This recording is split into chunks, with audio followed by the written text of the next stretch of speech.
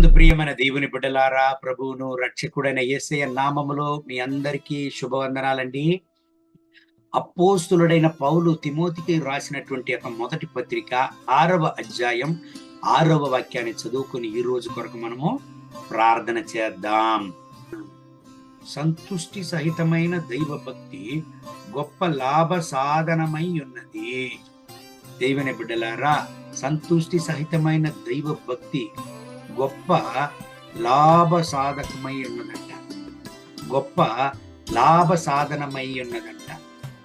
ఈ లోకములో మనం జీవించేటప్పుడు సంతృప్తికరమైన జీవితం అనేది చాలా ముఖ్యమైనది. దేవుడు మనకు ఏమైతే ఉద్యోగం ఇచ్చాడో, దేవుడు ఏమైతే మనకు ఆశీర్వాదాలు ఇచ్చాడో, దేవుడు ఏమంత పరిస్థితుల్లో మనకు కలుగు చేసినాడో దానిలో మనము సంతృప్తిగా జీవించడానికి నేర్చుకోవాలి.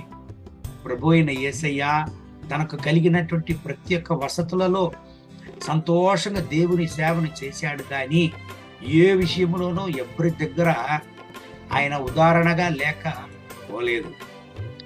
ఏ విషయంలోనూ ఆయన అసంతృప్తిగా జీవించినటువంటి యొక్క సంఘటన వేద గ్రంథంలో లేనే లేదు.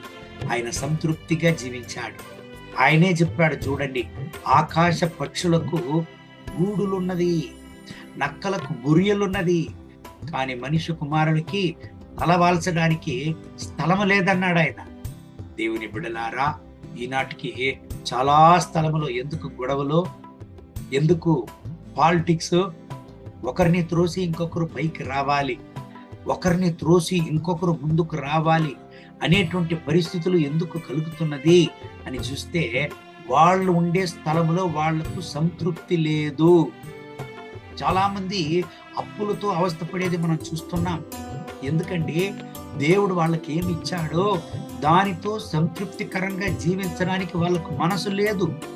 కాబట్టి లేనిపోని వాటికంతా మనసు నుంచి అప్పులు చేసుకుని అప్పుల నుంచి బయట రాకుండా నానావస్థలు పడేటువంటి పరిస్థితుల్ని ఈ చివరి రోజుల్లో మనము చూస్తున్నాం.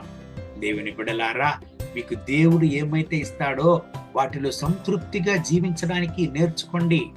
అదే గొప్ప లాభదాయకమైనటువంటి అనుభవం.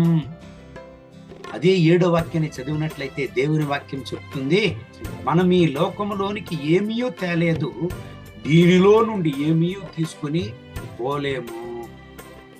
8వ వాక్యాన్ని చదివినట్లయితే, కాగా అన్న వస్త్రములు గలవారమయ్యుండి వాటితో తృప్తి పొంది ఉందుము. దేవుని బిడ్డలారా, ఈనాటికి మనం ప్రాణంతో ఉంటున్నాం, రేపటికి మనం ఉంటామని గ్యారంటీ లేదు. ఎందుకంటే ప్రతి ఒక్క వస్తువులకు గ్యారంటీ భూలోకంలో ఉన్నది, కానీ మనిషి జీవితానికి మాత్రమే గ్యారంటీ లేదు. కాబట్టి జీవించేంత కాలం సంతృప్తిగా జీవించడానికి నేర్చుకోవాలి.